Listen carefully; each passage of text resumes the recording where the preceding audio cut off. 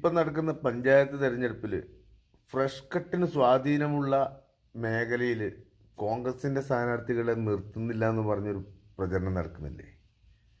അത് ഫ്രഷ് കട്ടിന് സ്വാധീനമുള്ള മേഖലയിൽ മാത്രമല്ല, കേരളത്തിലെ വ്യവസായികൾ അനധികൃതമായിട്ട് ഇതുപോലെ ജനദ്രോഹപരമായിട്ടുള്ള വ്യവസായം നടത്തുന്ന എല്ലാ സ്ഥലങ്ങളിലും അവർക്ക് സ്വാധീനമുള്ള ആളുകൾ മാത്രമേ ജയിക്കുള്ളൂ.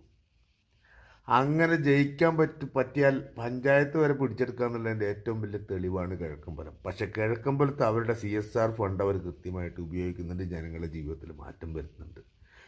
പക്ഷേ ഇതുപോലെ ഫ്രഷ് കട്ട് പോലെ ജനദ്രോഹപരമായിട്ടുള്ള കാര്യങ്ങൾ ചെയ്യുന്ന, അതല്ലെങ്കിൽ കോറി മാഫിയ, ഖനന മാഫിയ, പാറ പൊട്ടിക്കുന്ന, എംസാൻഡ് ഉണ്ടാക്കുന്ന, കട്ട ഉണ്ടാക്കുന്ന ലോറി മാഫിയ, ഇത് കൊണ്ടുപോകുന്ന എംസാൻഡ് മാഫിയ, കോറി ലോറി, അതുപോലത്തെ ജനദ്രോഹപരമായിട്ടുള്ള പരിപാടികൾ, ജലവും വെള്ളവും പിന്നെ നമ്മുടെ ഭൂമിയും ഒക്കെ നശിപ്പിക്കുന്ന ഇത്തരം ക്രൂരത ചെയ്യുന്ന മാഫിയകൾക്ക് സ്വാധീനമുള്ള സ്ഥലങ്ങളിൽ അവർക്ക് ഇഷ്ടപ്പെട്ട ആളുകൾ മാത്രമേ ജയിക്കുകയുള്ളതിൻ്റെ ഏറ്റവും വലിയ തെളിവുകളാണ് കൊടിയത്തൂർ പഞ്ചായത്തിൻ്റെ വിവിധ മണ്ഡലങ്ങളിൽ മത്സരിക്കുന്ന സ്ഥാനാർത്ഥികൾ.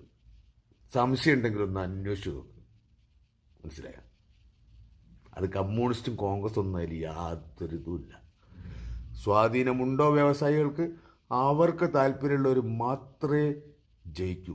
അതല്ലെങ്കിൽ വ്യവസായികളുടെ ഫണ്ട് വാങ്ങാതെ, കോറി മാഫിയയുടെ ഫണ്ട് വാങ്ങാതെ ഞങ്ങൾ മത്സരത്തിൽ ജയിച്ച് കാണിക്കാമെന്ന് പറയാൻ ധൈര്യമുള്ള, ഊളുപ്പുള്ള ഒരു സ്ഥാനാർത്ഥിയും ഒരു പാർട്ടിയും ഈ പറയുന്ന പ്രദേശങ്ങളിലൊന്നും ഇല്ല എന്നുള്ളതാണ് സത്യം.